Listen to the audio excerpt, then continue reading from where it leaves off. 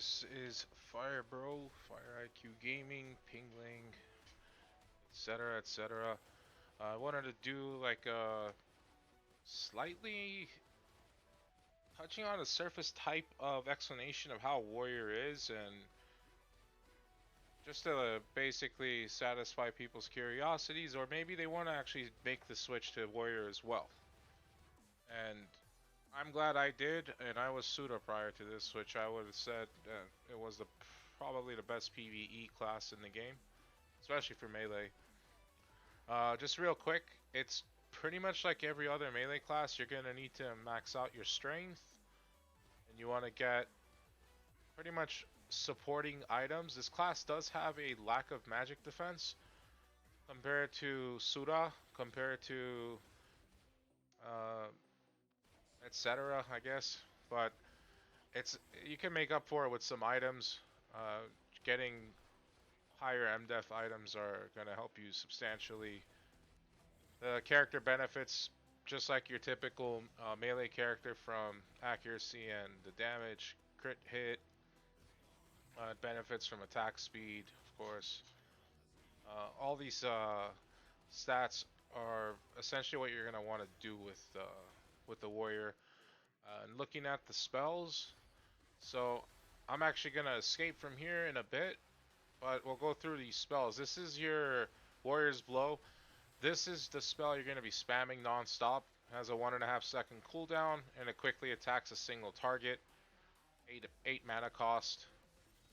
This is pretty much like every class has some sort of attack like that. But then they also have something called Ava's Blessing. So when you go inside Ava's dungeon's second floor, and I'm guessing they're going to add more zones than this in the future, you're underwater.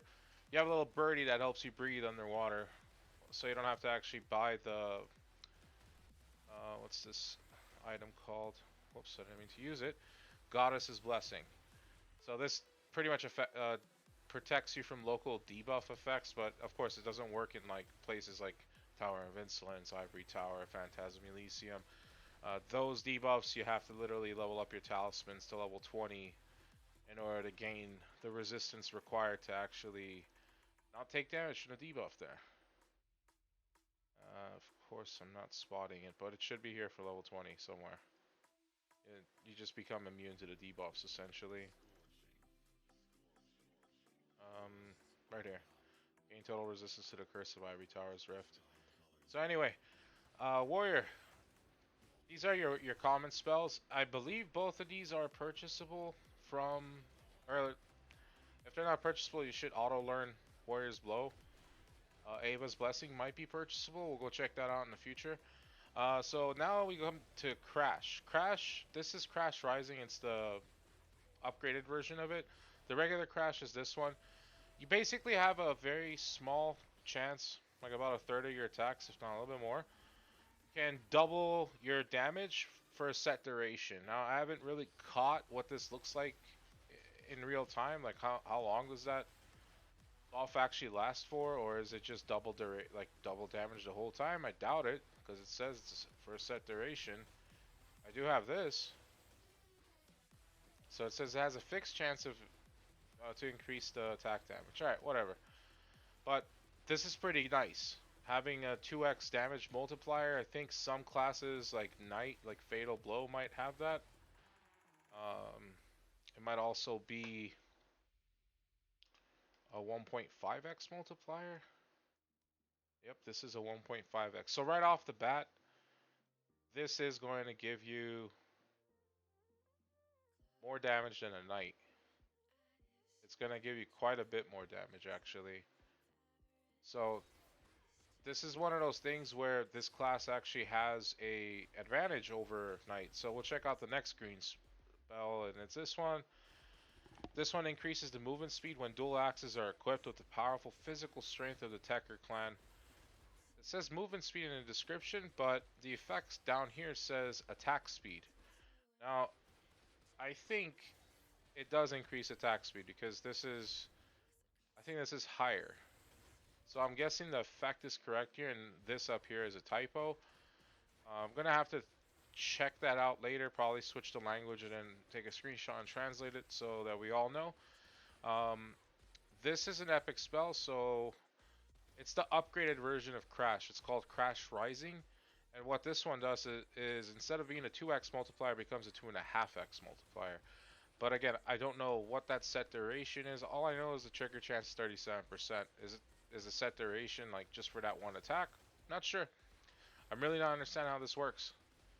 So, yep, it's kind of unfortunate. But the cool part though is this class has a built-in AoE spell that in this game especially, there seems to be a lack of AoE spells.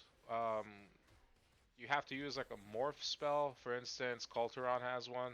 It's an epic poly, and it has like a 20-second cooldown or something. No, it's 12-second cooldown. But this is an AoE spell, but it's a range of once. Okay, so you attack a target that you're hitting in melee range, and then everything, 2 cells around it, everything around that 2 cells of that target gets hit by this.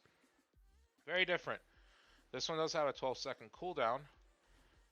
Howl, on the other hand, 8-second cooldown, and all enemies within 3 cells of the casters.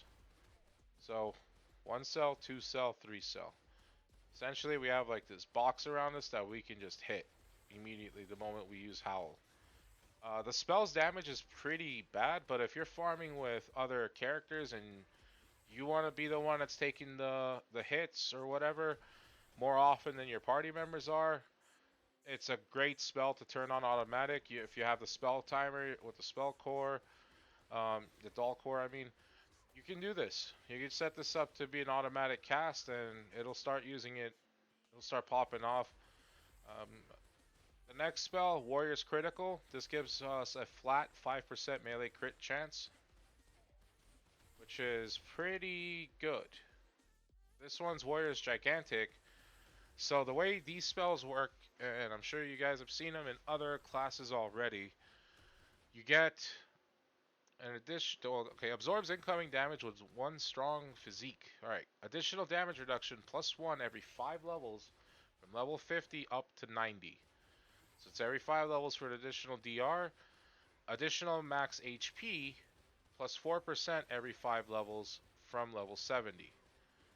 So I'm at level 77 right now. I have an additional 4% HP on top of the base 4. So that's why I'm at 8 right here. I'm at level 77, so the additional damage reduction +1 every 5 levels. My DR is 11, and if it's 50, let's see how many that is. So we got 1 at 50. The second one would be at 55. A third one would be at 60. Fourth one at 65. Fifth one at 70. And a sixth one at 75. So we minus 6 from this, and that means we have base 5 damage reduction, even if we're under 50, I guess. Doesn't matter. You have a base 5%, 5 damage reduction, and a base 4% plus on the max HP.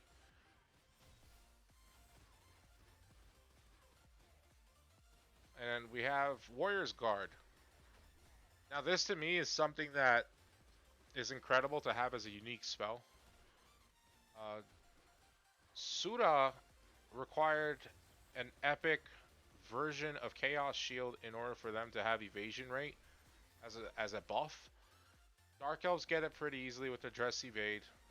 Knights kind of, I mean, you gotta get the, I forget what the name is in W, but there's an upgraded version of that as well. So having this much evasion rate and melee evasion just added to your character on a unique spell is phenomenal, and it just levels up. I mean, you're gonna get quite a bit by the time you're 90. Now to the epic spells. So you might notice I turned off this buff earlier. So this is a buff that has a 45-second cooldown and it lasts for 15 seconds. Berserker. This is an epic spell. Explodes Latin Rage to greatly increase attack speed and movement speed in an instant. So for 15 seconds, you'll gain 20% attack and movement speed, 5% stun resistance, and 50% reduction on flinch, or aka getting stun locked. So here, I'll activate it right now. And this is a 20% boosted warrior right now with attack speed. If we check the attack speed, I'm at 168 base. We have 4 more seconds of this buff, and it's going to wear off. Boom, 148. Now, the drawback about this buff is that it uses 30 honor coins, so you're going to need to really feed the beast if you want to keep this running full time. But it's also really good to just manually activate it when you're sitting down playing your character and you just want to kill a bunch of monsters that just spawned on your group or yourself. 20% attack speed 15 seconds is great. You can have this up constantly if you're doing Secret Temple often enough. The next spell is Fury, and this one's really interesting. So I was trying to run the numbers a little bit to compare it with the other melee class Sura that actually had a built-in heal. So let's read the description. Endures pain and regenerates wounds with the transcendent mental power of the Tekker clan. Okay, cool. What does that mean? 90-second cooldown, lasts 15 seconds. Alright. Costs 25 health, 7 mana to use. So the way this spell works and how the Sura spell worked is when you activate Fury, which I have mine set to be used every 1 second with my Doll Core timer.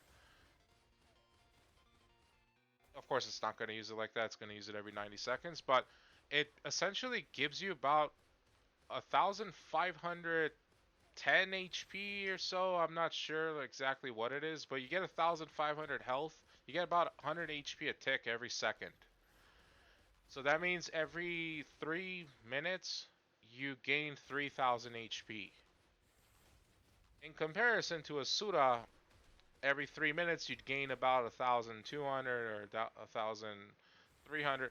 Now I'm not convinced that this number is a flat number because I'm leaning towards this number being more of a total percentage of your HP instead. So I'm not quite sure what the numbers really are, but I'm noticing that when my health does drop and I use it, okay, yeah, it's like 100 a tick or something. In fact, let's let my character get beat up a bit. We'll unequip some items. I actually really want to see this in action, so come on, get beat up more. Alright, I don't go overboard with unequipping everything. We'll go ahead and turn off the auto timer for this too. Alright, the next spell, Tomahawk, I don't have this, but Tomahawk throws the axe at a Tekker clan to inflict a critical wound on a distant target and block their escape. So what I've understood this as, Tomahawk is a ranged attack that you have that roots a target, but they can do everything else still, like escape or use potions, use spells, attack back. They just can't move anymore. It's a root. I don't know how long it lasts. I know the cooldown is 7 seconds, but it's pretty cool. See some chains pop up and whatever, right? The next spell is Titan's Revenge. So this is where this class starts getting some of their more intense buffs, I would say. So Titan's Revenge lasts 192 seconds. Awakens the warrior's latent abilities to increase damage and accuracy. Becomes more powerful below a fixed HP with a desire for revenge. So straight up, you learn this spell, you have 10 damage, 10 accuracy. Just right off the bat. Here it is, more stats. Now upon lowering, if your health drops under 50%, you maintain the 10 accuracy and the 10 damage, but you also get an additional PvP melee damage of 5, PvP melee accuracy of 5, and a universal melee evasion of 5. It's its own cooldown, like the spell is very quick to cast. Lasts a pretty decent amount of time. The MP usage is probably 10 base without any int bonus, so it's pretty great. And then you have Titan Lock. So Titan Lock is this unupgraded version, because there is an upgraded version of this. It's kind of like how Soul Protection on Suda works, or Counter Barrier, or the upgraded Uncanny Dodge. Somewhat, I guess. I forget if it was that one. But it's your counter barrier essentially. Like you're gonna dodge 20% of the melee attacks that are coming at you when you're above above 50% health. Now beneath 50% health, I believe this number is 30, but I also think This number right here can be 25. It's kind of unfortunate that it's cut off, but if we're gonna, let's see if I can do this real quick.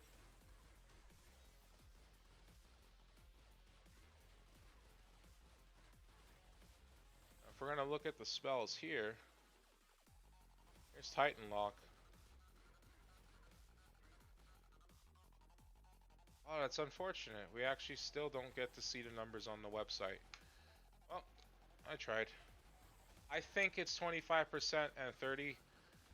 It would make sense if it is, but you have basically a 5% higher chance of dodging something than a knight does right off the bat. Same with Suda with, with an epic spell, which is pretty nice.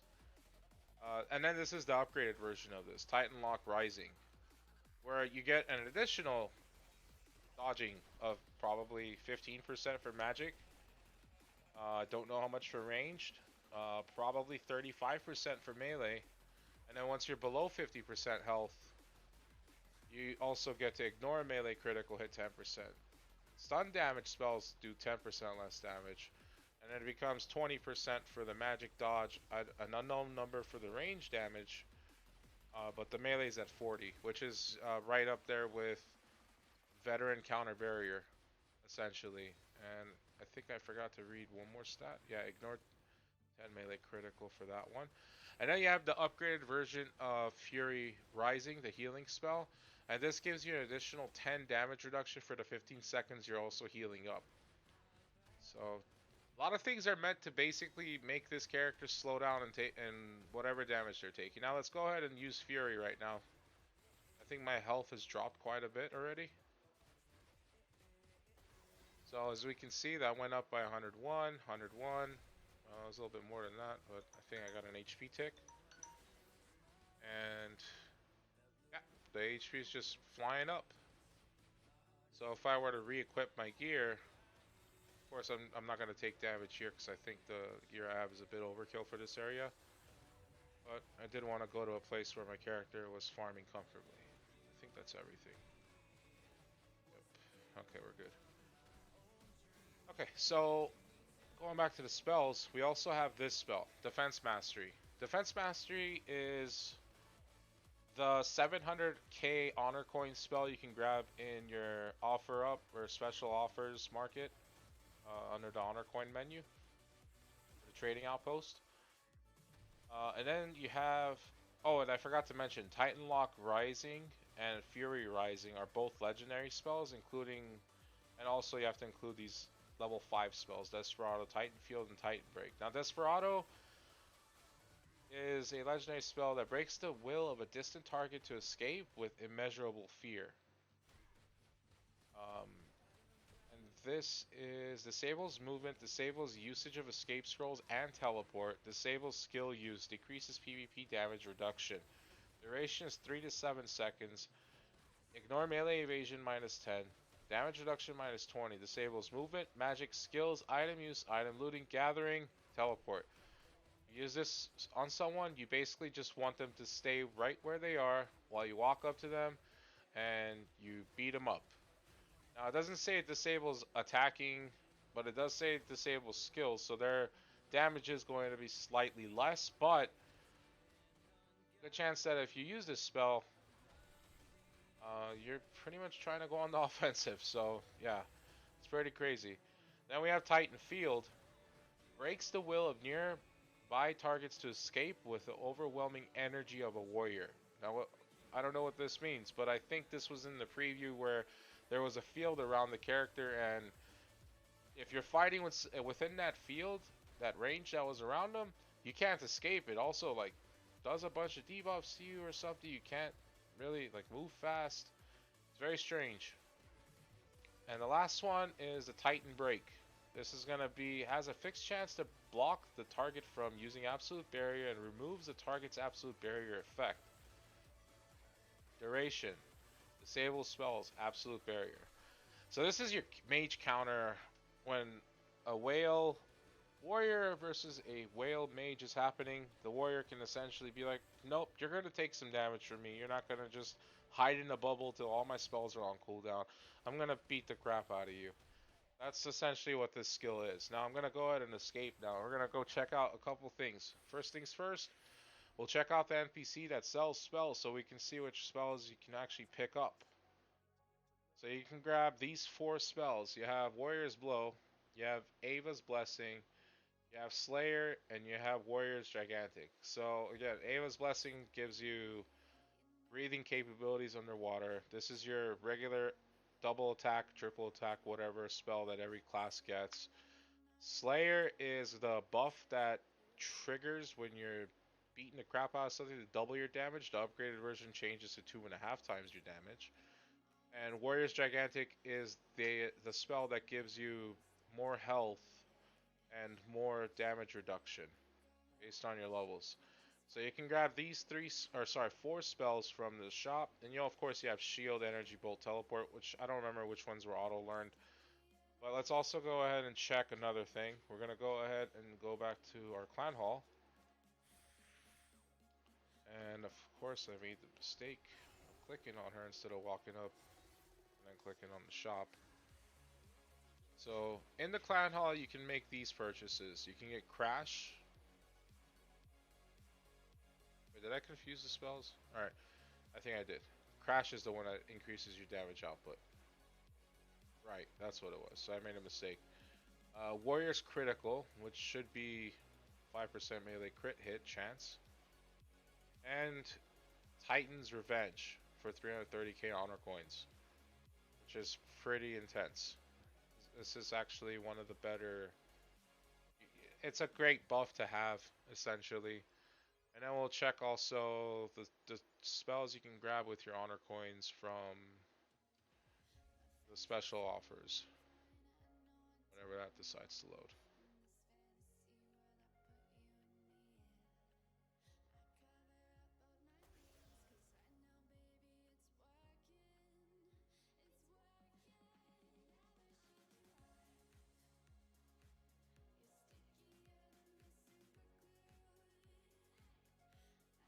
It feels like I haven't clicked it, but I know I did, and I just did it again. This is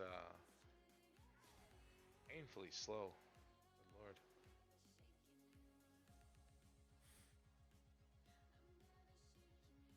So here's the honor coin spell. The orange chest is a 700k one, and it's reloading because I clicked it more than once. Okay. Warrior's Defense Mastery. This was the spell that gives you the PDEF and the MDEF every so often. I'm still low level, so I only have it boosted a little bit because from 70 to 75 I got it boosted twice. So this one would give you at level 70, it would give you 1 PDEF. Am I wrong about that? Actually, no. Yeah. So at level 70 you'd actually gain 2 physical defense and 4 magic defense. Okay. And then the other spell would be the 500k box, which will give you Titan Lock, which is your counter barrier, essentially. This is make or break for the class, essentially, I would say. This plus Fury. Fury Titans. Okay, so if we're gonna look at the common spells, get them all. The green spells, get them all. You can skip out on Grab and Howl here, because I didn't see it in the shop, actually. So there's going to be some blue spells. Oh, right. Let's check what we can craft, too. Don't want to forget about that. It's very important as well. So from the green spells, you can craft Slayer, which is awesome.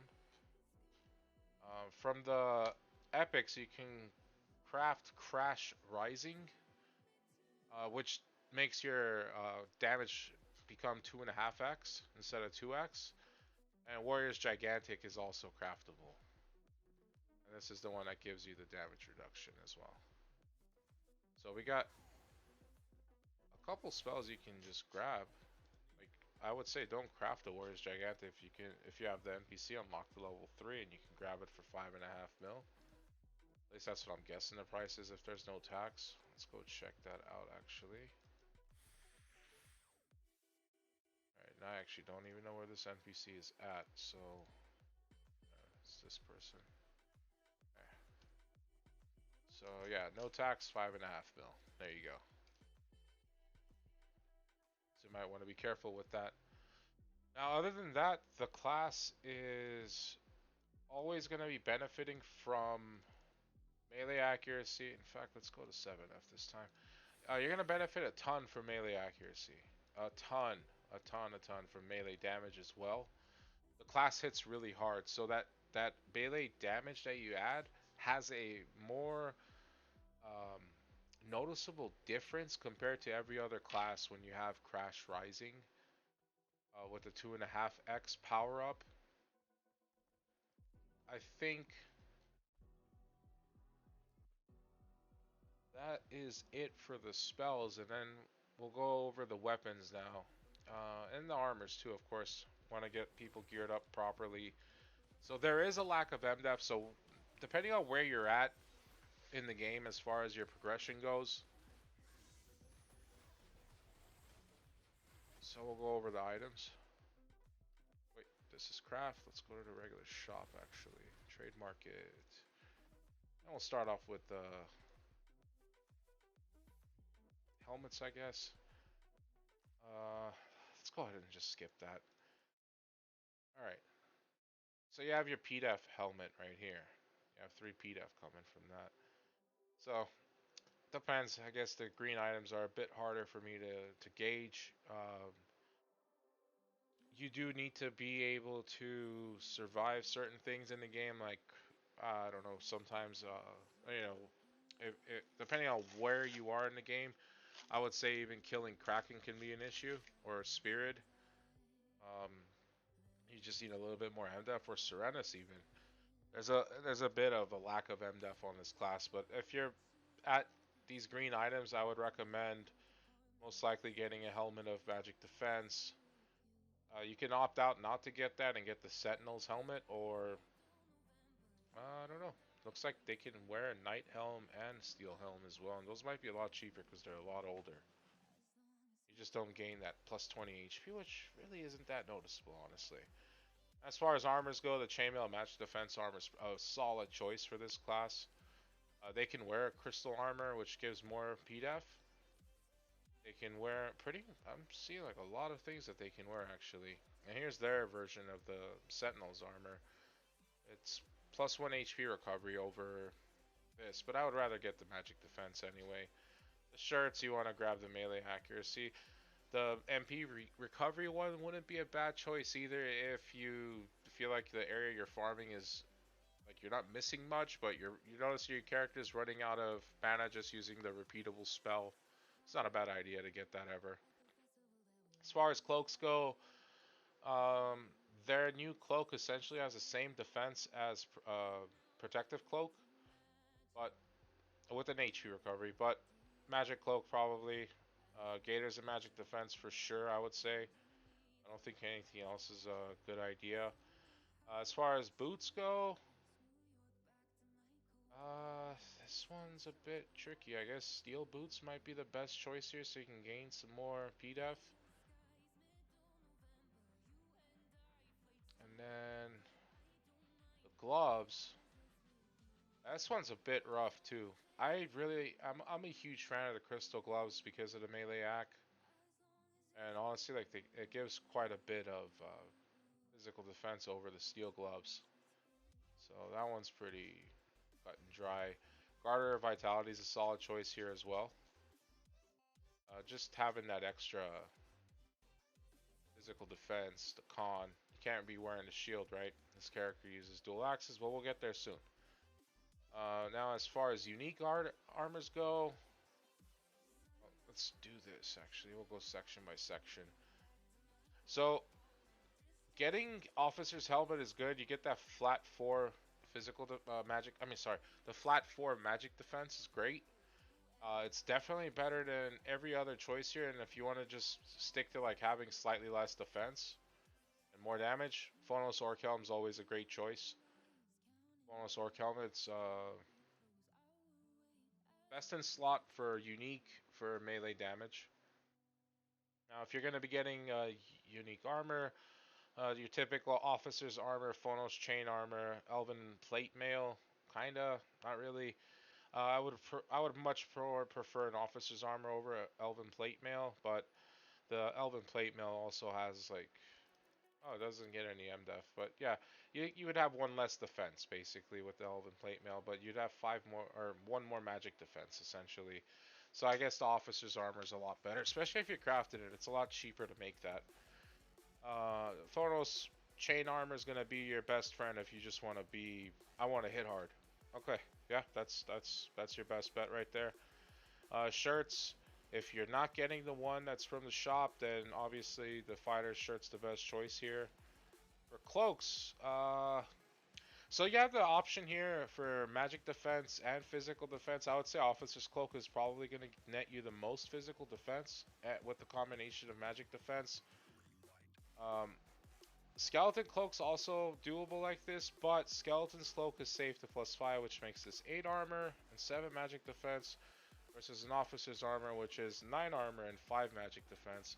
Silver Cloak, on the other hand, I believe you gain 2 magic defense per enchant on this. So you'd be looking at 14 magic defense, but only 7 physical defense. So those are your 3 options here. And moving on, Gators. This one kind of easy. Gas Lord's Gators are the best in the slot here. They give you magic defense every time you enchant it. So at +5, you'll be sitting at 7 magic defense and 9 armor. Great item. This one's like a no-brainer.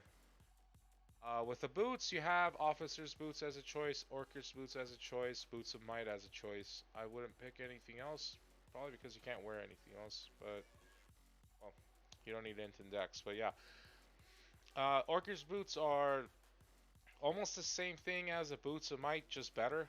They have an additional plus 100 HP. They're both enchantable to the same tier.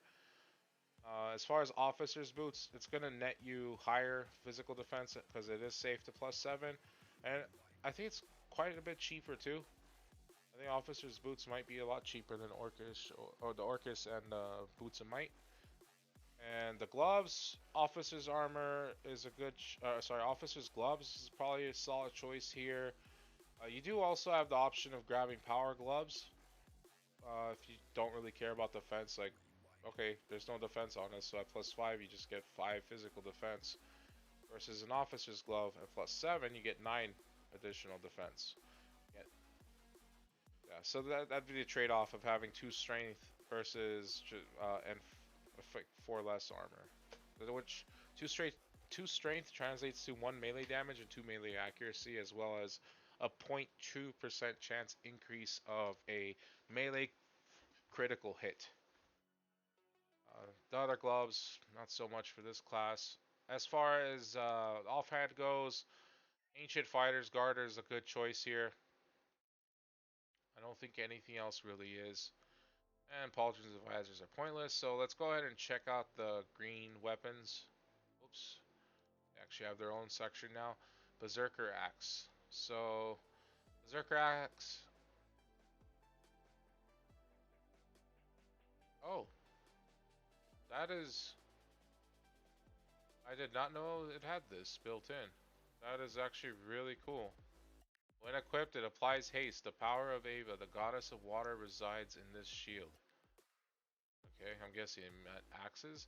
But yeah, so this actually gives you haste buff for free without needing to use potions. So that might be something that early tier warriors might want to do until they get themselves a unique weapon. There's no undead bonus on this, unfortunately, but I also don't know what weapons a warrior can use. Looks like they can use one-handed axes, or two-handed axes, sorry. They can also use spears, and that looks like it's it. Alright. And let's go ahead and check out our unique weapons now. Aha, so we have 2 here. We have Giant Wind Axe, and we have Giant's Axe. So let's start with the Giant Wind Axe. It looks like we have a proc here.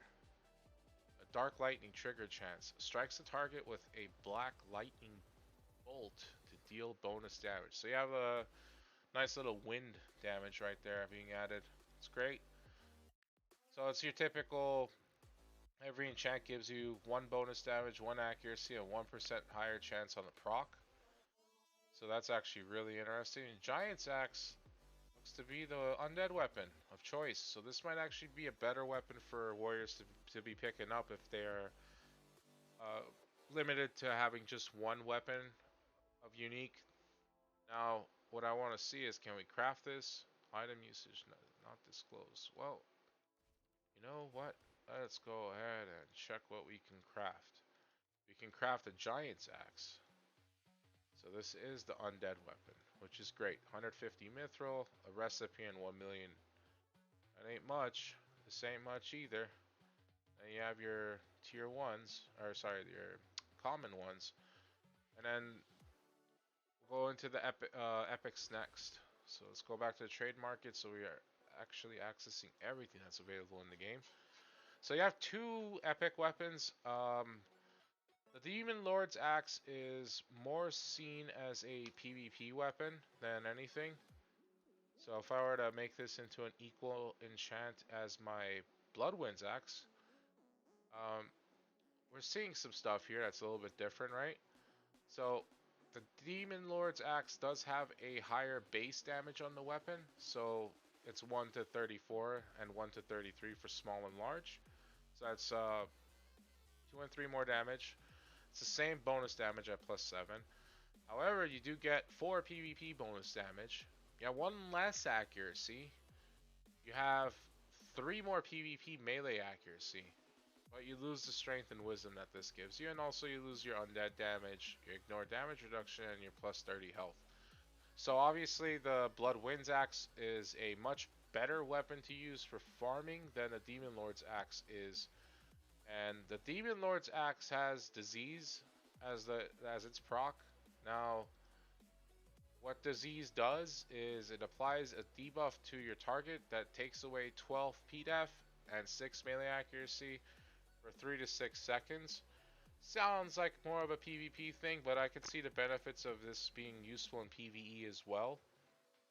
The Bloodwind Axe triggers an explosion of blood on the target to deal damage. That's gonna be a proc that I don't know what it looks like. Maybe we'll see it. Maybe it's red. Maybe that was it right there. I don't even know.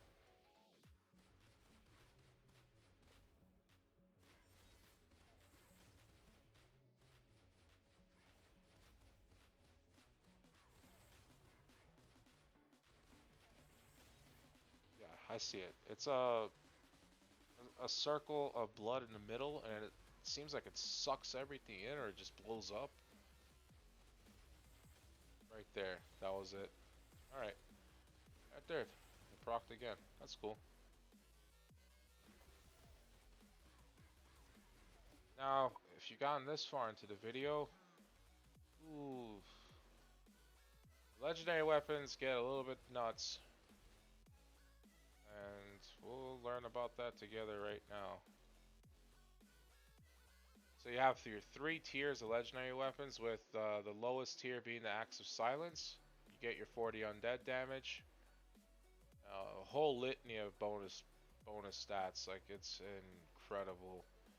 You have your Hurricane Axe, which is currently the top tier legendary weapon. This is the last of art version of the weapon of the legendaries. And then you have your Ancient God's Axe, which is your middle tier legendary weapon that exists in the game right now. If you want to go over the stats, go ahead and pause it. I'll show what the spells do as well. So let's say well, first off, let's see. This is going to silence a target for 5 to 15 seconds. And at +7, it should be giving a 4% chance of silencing a target. Yep. A Hurricane Axe is a 3% trigger chance. Alright, let's read what it does. A tornado of lightning that deals significant damage to the target. Range of 1 cell. So this is a single target lightning tornado proc damage. Alright. So at +7, this is going to be 10%. And then you have your Ancient God's Axe that has a spell called Crimson Vortex. Weakens the target. Range of 2 cells. Okay. That's kind of odd that it's 2 cells considering it is a melee class, but whatever. 3 to 6 seconds, it does 8 damage reduction, and it takes away 8 damage reduction and 10% potion recovery rate. Potion recovery rate is essentially how fast can they use their potion. So this slows down potion usage by 10% on a target. And for whatever reason, if you stuck around still, the mythic version, big yikes. Yeah, this one's it has your typical I'm gonna delete your immune to harm and chaos crash, which deals catastrophic damage to a target, one target. Insane stats, of course. This is not enchantable, so it is what it is. This is just base numbers. It's incredibly strong. If we're gonna be looking at armors beyond unique, uh, so for the for the epic helmets, you have a couple choices here that are good. So this class does have a distinct lack of magic defense. So I would say Head Assassin's Mask is probably a great pickup here. You could get a Kurtz helmet and an Arpier helmet as well. I wouldn't bother getting the other ones. Let's see, does this give you MDF when you enchant it? No, it doesn't. Yep, so this is why Red Wolf's helmet is bad. But your Head Assassin's Mask is going to be a great choice. It doesn't give you extra MDF when you enchant it, but having 7 MDF while having 4 accuracy added and 0.5 damage added, because that's what this 1 strength means, is a huge pickup on an item. I don't even have this. I consider this to be best in slot for epic, for helmets. For armors, the Head Assassin's armor is great. The Kurtz armor is great. And if you want to get the defensive armor, that would probably be none of these actually.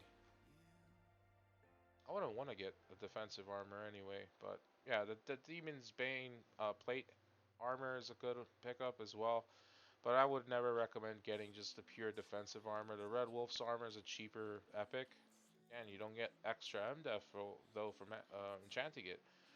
So yeah, the Head Assassin's armor, very good, very good. In fact, let's compare it to my Kurtz armor. You'll notice it's 1 PDEF less, but it's 1 more strength. I don't get that melee damage flat, so this is 1.5 melee damage from this armor. This is 1 melee damage from this armor, but it's also 4 accuracy. It's also 8 MDef. I think that's a fair trade for 1 melee damage and 1 PDEF, essentially. This is a great armor. I don't know, it's a toss-up if this could be considered best in slot, but in my opinion, for damage output, yeah, you want to have as much accuracy as you possibly can. Now, for cloaks, you can get the Elzabee's Golden Wings to get your MDef fix and your 1 melee accuracy. This will give you quite a bit. You could also grab the Red Wolf's Cloak, which is what I did during my class transfer, because I just wanted to get the 1 PDEF and the 3 MDEF, as well as 2 Con. Why not? More HP. This class is all about its HP pool, actually. The lower its health, the crazier it gets in a sense, so why not make my HP pool a little bit bigger? You also have the Head Assassin's Cloak. That's another option here. So if we're going to be comparing these with each other, we'll see the benefits here. So Head Assassin's Cloak is 1 less PDEF, 5 less MDEF, but you're getting 3 melee accuracy. Starting to catch it, right, or the drift right there, actually. Yep. So we're looking at Gators. So this was a bit tricky. I would say Gators of Destruction and Gators of Might are very comparable. If we're going to be comparing this one to the Gators of Might that I have, well, this is basically 1 damage and 2 melee accuracy, and also 0.2% crit hit chance, versus 1 damage and 3 accuracy without the crit. So you gain 1 accuracy in exchange for 0.2% chance of crit hit. It's a toss-up. I mean, this is far cheaper, but if you're trying to really get as much out of your character as you possibly can, Gators of Destruction is a good pickup. Also, there's another solid armor here. It's called Arpier's Gators. This one gives you magic defense. It gives you poison resistance for Some of these new areas, Hind has some monsters that poison. TOI 1F or Tower of Insolence, first floor has it. I think that's pretty much it. But I know there's other areas that you can get poison. I just can't remember what it is right now. But yeah, RP or Gators are always a great item to pick up for magic defense. Moving on to shoes. So best in slot by far, in my opinion, Head Assassin shoes. We can go ahead and compare this to my Kurtz shoes right now, my Kurtz boots. So you have same physical defense, but you have 5 magic defense added here. You have 1 strength and 2 melee accuracy, so this translates to 0.5 melee damage, 0.1 melee crit chance, and 3 melee accuracy, versus Kurt's boots, which is just 1 damage and 2 accuracy. You do lose 20 health on your max health, but this is fine. Like you're gaining 5 magic defense is way more important. There is a third option for boots. I would not go with it most likely, but you also have was it Voidal? I think it might be Voidal. I haven't bought it myself, but I know these also have some magic defense. Right here, 5 magic defense, and there's also the Revenge set, which I wouldn't really call the set. There is no set bonus, but you do gain quite a bit more PDEF. So it really depends if you want to grab these items. And if we're looking at gloves, you also have, again, best in slot. Head Assassin's gloves win. Kurt's gloves are also very good. They're actually very comparable. So Kurt's gloves gives you 2 melee damage, 0.2 melee crit chance, and 2 accuracy versus the Head Assassin's gloves, which gives you 3 MDEF, 0.5 melee damage, 0.1% chance to have more crit, and 4 melee accuracy. So they're both the same attack speed. You get a little bit more health over here, so there's a bit of a health pickup. Head Assassin's gloves and Kurt's items are very similar to each other, but Head Assassins are best in slot for a reason. There's a lot of little MDEF stats that you're getting there that would help out with your character not getting hit by spells if you're in areas that you should be in. As far as the offhand goes, this is where it gets a little bit different. When this class came out, they released a new offhand, Berserker Garter. So we'll go ahead and we'll switch this on to Warrior. So Warriors have a choice between the Berserker Garter and the Mercenaries Captain Garter.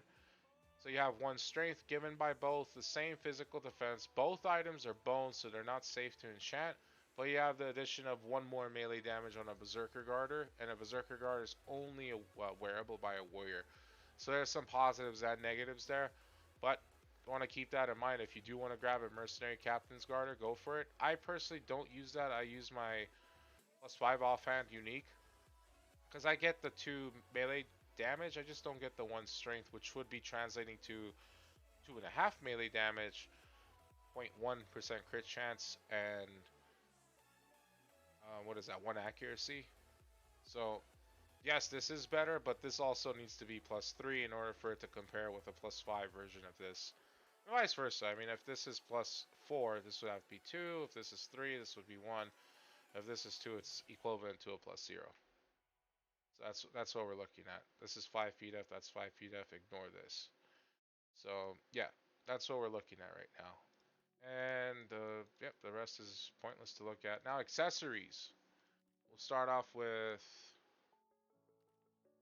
let's go ahead and drop down to rare, because I think, yeah, this is pretty basic. Get your warrior's earrings right away.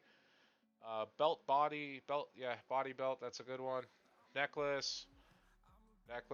Okay, so either one of these works. I would actually say if you want to get a little bit more PDEF early on, it might be a better bet. But getting that extra strength might be better. It's really a toss-up between the two. And if we're looking at rings, I think Guardian's ring or anti-magic rings are both great pickups. But go ahead and grab whatever you think you need for whatever area your character is suitable for. Now for unique rings. So not only do we have Ring of Might over here, Knight's Ring as an option as well. And I mean, these are kind of newer, so they're a little bit crazier. But you also have the additional rings that you can grab. The Hero Ring of Nightmares and the Guardian Ring of Nightmares. Now, these at +3 are very beneficial. Get quite a bit of physical defense from it, and you can slot physical defense onto it. Really good. Of course, the Hero Ring of Nightmares at +5 also starts, and beyond, starts adding 1 damage and 1 accuracy every single enchant. So, if you want to farm these rings, they're very worth it. If we're going back now to the trade market and we're looking at unique, let's go to necklaces. So from here, I would recommend probably getting a shining necklace, ancient necklace, over the Guardian's necklace. Just due to the fact that you gain 1 strength, you have everything else except for the damage reduction that the Guardian's necklace gives, but you get 3 more HP recovery. That's pretty big early on. That's really big actually. And from belts, I think this one's a no-brainer. Grab your Courage belt. Yes, you have less weight than an Ogre's belt, but you have 3 HP recovery, another con, some HP. Very, very powerful things. Earrings. I would not buy Earrings of Wisdom. I would go straight into, you know what, instead of showing it like that, what would be a better way of showing it actually? Yeah, let's do that. We'll go to consumables. So you have your Rift Emerald Earrings. Oh, I have no way of showing the stats. This is unfortunate. And you have the Rift Topaz Earrings. Topaz is meant more for magic users. The Rift Emeralds Earrings is meant more for melee or range, like physical damage dealers. I just thought of a way to show it actually, so awesome. Alright, so let's start with the +0. So if you can get this one to +3, you get +1 damage. At +5 and beyond, or I guess it's 6 and beyond. Yeah, so at +6 and beyond, you just keep getting more damage added. This earring at +5 is actually comparable to an epic earring in almost every way.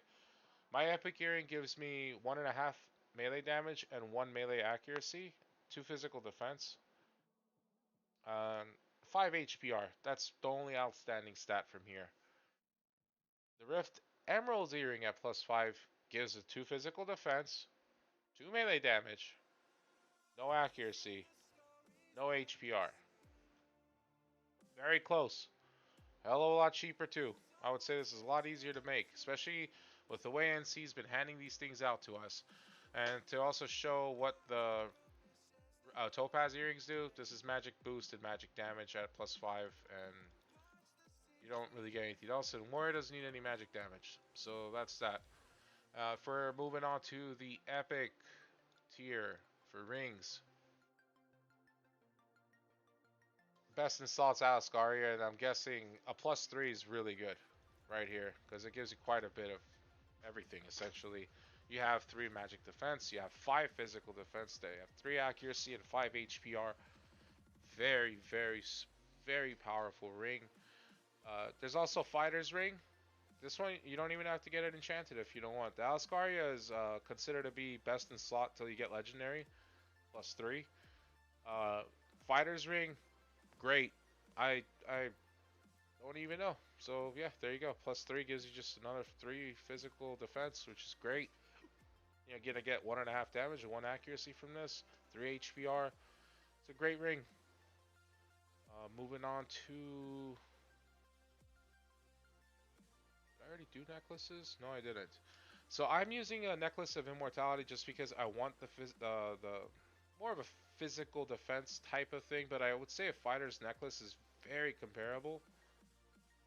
To the extent where you just lose 1 physical defense essentially, but you gain 1 damage, 1 accuracy. You gain 5 HP recovery. This is a more defensively minded thing because you have 1 more physical defense, you have some damage reduction. The con is negligible. I mean, it's going to give you like maybe 50 to 70 health. So it's comparable to this, I guess. If we're gonna check the +3 versions of these, yeah, that's for for those enthusiasts that like to enchant. This is yeah, to get 3 accuracy per. Okay, so no physical defense though. If we're looking at belts, so from the belts, I'd say you have 3 choices. You have your Titan's belt that gives you the extra PDEF over everything else. You have your Black Tiger's Molar belt, which gives you MDEF. Nothing else has it.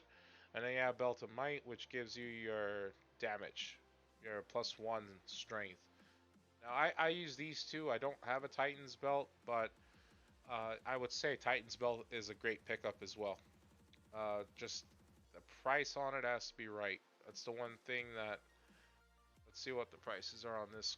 6,200. Oh Lord, that is pricey. Oh, so for a +2, it's going for that much. That's yeah. +0 is not bad. So 6,200. Still a little bit too much though. Yeah, there's no physical defense ones too, so you'd have to socket that yourself. Black Tiger's Bowler, very much straightforward. You get 7 MDEF, and it's great. 2 MP recovery, it's great. NPR, don't overlook that stat. Your character really needs to use its spells to farm effectively, efficiently. Now, from the earrings, you can grab the Earrings of Grudge, is what I have. You have your typical physical defense, strength, melee damage, etc. It's very, very straightforward earring. It's solid. Again, the Rift earring, the not the Topaz, I forget, the Emerald, +5 is very comparable, and that's way more obtainable than dropping 10.5k on this. And this doesn't even have physical defense added to it. And of course, there's a +3 chilling right here for 35,000, which is insane. It's not even blessed. All right. I don't think the need to do legendary stuff is really there, but Watchman's is always a solid option here. The Queen Zenith.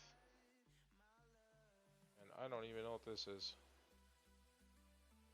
Oh, yeah, okay. Yeah, I'm not gonna bother doing the legendary stuff. Well, I think that's pretty much like a overview of the class and what it does in a sense. You have your Howl spell. This is the AoE. It's like a nice little whirlwind, hits everything around you. So it's a very fun class. I'd say it's killing a lot quicker than Suda. It kills much quicker than Knight and Dark Elf. So the way before Warriors came out, I would say Suda was the best for PvEing because they just gained more stats easily. I would say Dark Elf, if you have equally whaled out characters, I would say Dark Elf melee damage output was going to be higher than everyone else's, but Suda's survivability was just insane. They had a shield, a built-in shield, etc. They had a built-in heal. This class doesn't have a shield. But what it instead does, it's more of a brawler. The more beat up it gets, you get another 50% HP, it starts evading more hits. And it just doesn't really slow down. It has a spell it's using every 45, or sorry, for every 90 seconds. It's going to heal it for, a certain amount of health. You have your spell that gives you more movement speed and attack speed. You have a spell that makes, I have a couple spells that make it so the person can't escape or can't move.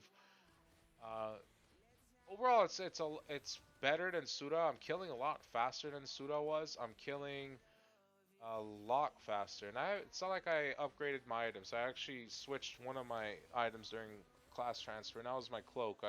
I lost 1 melee accuracy, but I switched classes, and I'm not looking to switch back anymore, because this class is just killing way quicker than anything I had seen before. But yeah, if you have any more questions, feel free to hit me up on Discord. I'll do my best to answer anything. Let me know if you guys want any more guides. Peace.